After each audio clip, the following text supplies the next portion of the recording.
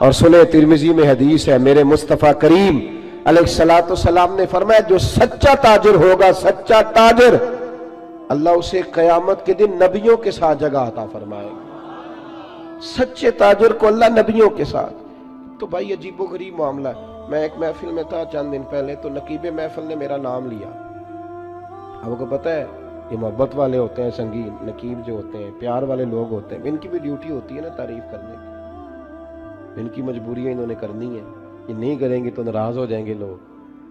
तो उसने कुछ ऐसे पता नहीं कहां से बेचारा रट्टा लगा के याद करके आया था, वो सारे उसने ना सारे अलकाब इकट्ठे करके तो मेरे नाम से जड़ दिए। अब मैं बड़ी देर तलाश करता रहा कि इन अलकाबात के अंदर मैं भला कहां पे हूं। मेरे ऊपर तो मैं देख रहा था ना अपने आप को, मैंने जैसे आपको आते हुए कहा ना कि इनमें से बहुत सारे लोग ऐसे अल्हम्दुलिल्लाह स्टेज पे जिनके चेहरे मुझे नजर आ रहे थे कि मुझसे बहुत अच्छे हैं, नेक हैं। कोई मुलम्मा साजी नहीं कर रहा, ना ये मुझे कोई इनाम देंगे, लेकिन इंसान को पता होता है ना, पता तो सारा है ना सरदार नु कीतियां दा एदा पर्दा चपाया ही तेरा भला होसी। तो मैं तजर्बा कर रहा था कि जितने लोग बैठे इनमें से बहुत सारे ऐसे लोग हैं जो अहले खैर है। लेकिन मेरे भाई अब वो ढूंढना पड़ता है ना इतने बड़े अलकाबात के अंदर से कि इतना बड़ा इसका वजन है और हमारा वजन कितना है। तो मैंने उसको बाद में कहा, मैंने कहा यार ये तूने पता है तू क्या कह रहा था लफ्जों का? कहने नहीं मैंने तू तिना दा तर्जमा नहीं आता वो क्या है। तो मैंने कहा कुछ जरूरी है आप मतलब आप सादा भी नाम ले लेंगे तो क्या हो जाएगा, लेकिन उन बेचारों की भी मजबूरी है ना जी। और वो अलकाबात वो हर रोज नकाबत करेगा, हर एक के बारे में वही जुमला कहेगा, हर पीर के बारे में वही फिक्रा कहेगा। कोई जरूरत नहीं, आप सच्ची बात करें, आप खरी बात करें, आप दो अरफों में बात करें। इंसान के लिए वो लफ्ज कहें जो रूह आपकी इजाजत देती है। अगर तबीयत इजाजत नहीं देती तो ना कहें, कोई हर्ज नहीं, कोई मसला नहीं, कोई जरूरत नहीं, कोई किसी किस्म का मामला नहीं। आप थोड़ा सा रुकें, अपनी जिंदगी में ये मियार बनाएं। आप ये समझें इस चीज को कि हमने ऐसे थोड़ी बात कर देनी है। आप बात थोड़ा सोच कर करें, थोड़ा समझ कर करें, थोड़ा निखर कर करें। सच की जिंदगी गुजारो, सच की जिंदगी ठंडी होती है, सच की जिंदगी मजेदार होती है, सच की जिंदगी के अंदर इंसान सुकून में रहता है। वरना तो मतलब अजीब मामला है ना जी। एक बात मैंने करनी है, वो बड़ी वो समझ ले मेरे लिए, इन बुजुर्गों के लिए नहीं है। एक बुजुर्ग ने खुद लिखा है अपने कलम से, उनसे किसी ने कहा हज़रत साहब आपने नसीहत कहाँ कहाँ से ली? तो कहने लगे मैं तो जहां से भी नसीहत मिली है मैंने ले ली है। जो अभी अपने आप को तालिब इल्म समझता है वो कहीं से भी ले लेता है, और जो कहता है कि अब मैं किसी मकाम पे पहुंच गया हूं तो उसके लिए जरा मुश्किल होता है। कहा जनाब फिर भी कहाँ कहाँ से? तो कहने लगे मुझे तो तवाइफ भी एक दिन नसीहत कर गई।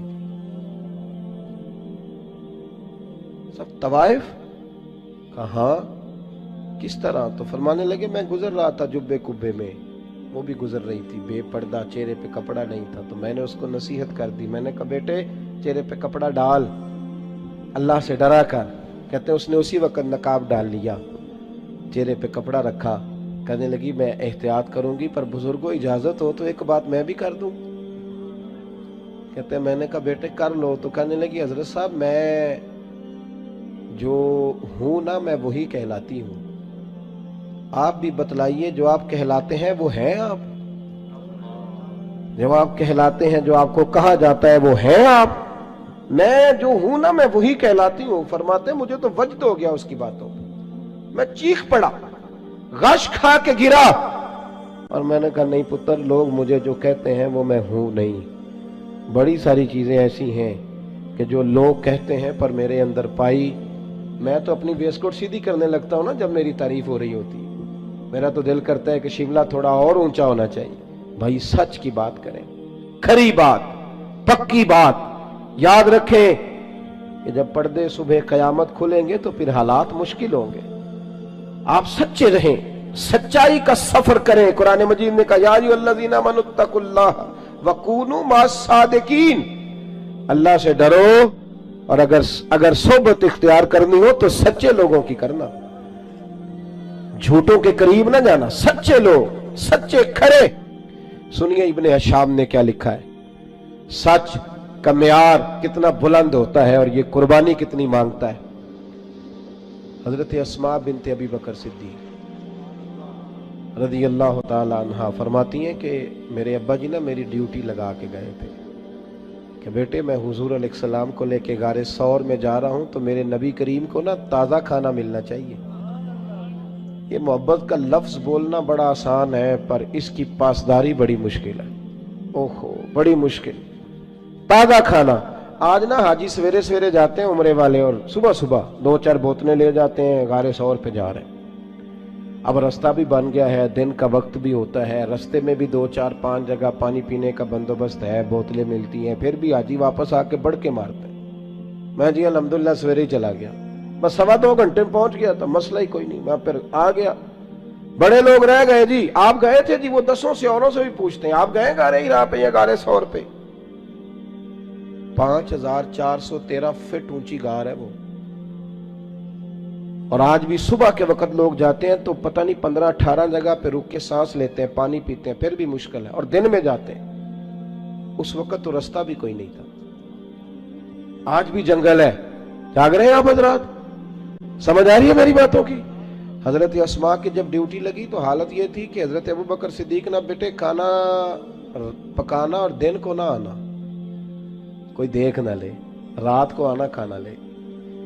یہ آپ کا ہستا بستہ گاؤں ہے، پر 10 بجے رات کو جوان بیٹی اگر ماچس لینے چلی جائے نا دکان پہ تو سویرے شور مچ جاتا ہے، اور باپ ہو سکتا ہے کہ پھر محلے والوں سے نظریں نہ ملا سکے کہ جوان بیٹی۔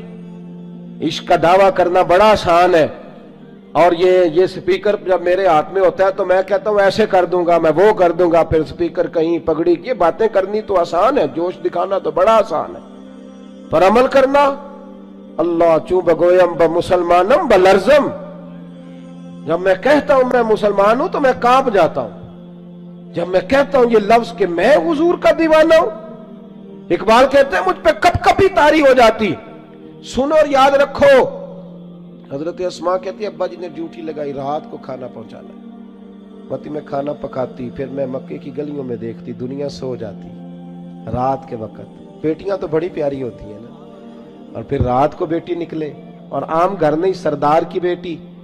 فرماتی ہیں کبھی کسی نے دستک ہی نہیں دی تھی، کسی کی طاقت ہی نہیں تھی ابوبکر صدیق کے دروازے کو دیکھے، لیکن ایک دن میں کھانا پکا رہی تھی تو میرے دروازے پہ شور ہوا۔ فرماتی ہیں شدید پریشانی کے عالم میں دروازے پہ گئی تو ابو جال کئی لوگوں کو لیے دروازے پہ کھڑا تھا۔ میں باہر نکلی، کیا بات ہے؟ تو کہتی ہیں بھرے مجمع میں اس نے پوچھا، کہنے لگا کہاں گئے ہیں ابو بکر صدیق، کہاں گئے ہیں نبی کریم علیہ السلام کو لے کر، بتاؤ۔ نوجوانوں ذرا غور کرنا، بات بات پہ جھوٹ بولنا کوئی نفع نہیں، پھر بھی جھوٹ، کہاں گئے ہیں؟ تو جناب اسماء کہتی ہیں کہ اب میرے سامنے 2 رستے تھے، اگر میں کہتی تھی کہ مجھے پتہ ہے تو میری وفا اجازت نہیں دیتی، یہ تو ابھی جا کے حضور علیہ السلام کو تکلیف پہنچائیں گے۔ اگر میں کہتی تھی، میری باتوں کی سمجھ آ رہی ہے آپ حضرات؟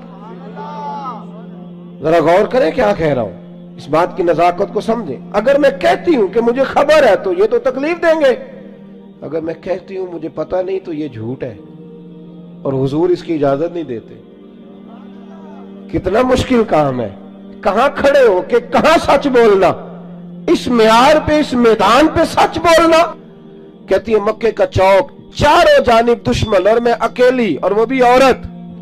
فرماتی ہیں پھر میں نے اپنی ساری ہمت جمع کی، ساری طاقت اکٹھی کی، میں نے فیصلہ کیا کہ میں جھوٹ نہیں بولوں گی کیونکہ میں ابو بکر کی بیٹی۔ فرماتی ہیں میں نے ارادہ کر لیا، اب میں وفا بھی بچاؤں گی، دین بھی بچاؤں گی۔ اس نے پوچھا بتائیے کہاں ہے، جب زور سے بولا تو میں نے کہا ابو جان سن، پھر سن، مجھے خبر ہے وہ دونوں کہاں ہیں، پر تیرے اندر طاقت ہے تو پوچھ کے بتا، میں تمہیں بتاؤں گی نہیں وہ دونوں کہاں ہے طاقت تو پوچھ کے بتا۔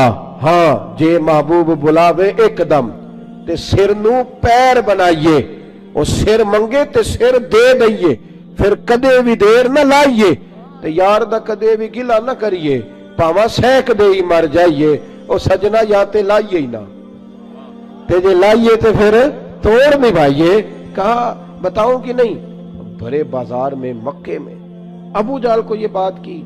جب انسان دلیلوں سے عاجز آتے ہیں پھر لڑائی کرتے ہیں، دلیل پاس نہیں ہوتی پھر لڑائی کرتے ہیں. ابو جہل نے ایک تھپڑ مار دیا بیٹی کے منہ پر. فرماتی ہیں کبھی کسی نے دروازے کو نہیں دیکھا تھا, تھپڑ لگا تو میں زمین پہ گری, نیچے پتھر تھا, میرا کان پتھر کو لگا تو بالی پھٹ گئی, خون نکلا. جناب اسماء کہتی ہیں میں اسی حال میں پھر اٹھی. لوگ ابو جہل کو پکڑ کے لے گئے, تو عورتوں کے منہ لگتا ہے, چل یہ عربوں کا شیوا نہیں. اس کو لے گئے. کہتی ہیں میں اسی حالت میں اٹھی, خون صاف کیا, پھر منہ پہ چادر لپیٹی, پھر کھانا پکایا, پھر میں نے زیادہ اندھیرا کرنے کی کوشش کی. جب لوگ سو گئے چہرہ لپیٹ کے میں غار ثور تک گئی. فرماتی ہیں جب میں وہاں پہنچی تو پہلی نظر جناب صدیق اکبر کی لپٹے ہوئے چہرے پہ پڑی. پتر خیر ہے؟ تو بھی یہ ٹھیک ہے. پتہ ہے نا بیٹی تو رات کو ٹیلی فون پہ صحیح بات نہ کرے تو ابا سو نہیں سکتا ساری رات. پتہ نہیں ان کڑی نو کی گل ہے, بولی نہیں صحیح. کہتی ہیں حضرت صدیق اکبر فرمان کیا ہوا؟ کچھ نہیں ابا جی میں کھانا لائی ہوں. بیٹے کھانا چھوڑ, ماجرا کیا ہے وہ بتا. کچھ نہیں ابا جی. جب 2-3 دفعہ پوچھا تو نبی کریم علیہ السلام نے فرمایا اسماء بتاتی کیوں نہیں؟ ابو بکر پریشان ہے. تو کہتی ہے میں نے وہ کپڑا ہٹایا تو خون پھر بہنے لگا. کیا ہوا؟ عرض کی حضور آج عجیب دوراہا تھا, سچ بھی بچانا تھا اور وفاداری بھی بچانی تھی. عجیب معاملہ تھا, سچ بھی بچانا تھا اور وفاداری بھی. حضور اللہ نے فضل کیا ہے میری دونوں چیزیں بچ گئی, سچ بھی وفا بھی. میں بچا کر کے آئی ہوں. حضور اس نے تھپڑ مارا ہے تو کان پھٹ گیا ہے. حضرت صدیق اکبر کی آنکھوں میں بھی آنسو چمکے, پر قربان جائیں جو دعا میرے نبی پاک نے دی نا, تو فرماتے ہیں آنکھوں میں آنسو تھے پر لب مسکرانے لگے. حضور نے ہاتھ اٹھا کے فرمایا اے اللہ میں ابو بکر سے راضی ہوں, تو بھی اس سے راضی ہو جا. اے اللہ میں راضی. او بھائی انہوں تو سچ کے رستے میں مار کھائی. یہاں کیا عالم ہے. ہمارے اخلاقیات شروع اس بات سے ہوتے ہیں کہ ہم بڑی لچھے دار بات کرتے. اخلاقیات کا معنی یہ ہے کہ ہم لوگوں کو شیشے میں اتارنے کا فن جانتے. اخلاقیات کا معنی یہ ہے کہ ہم دوسرے کی نفسیات پہ صحیح قبضہ جما لیں گے. پہلا معاملہ اخلاق کا پہلا جو سچ بولنا.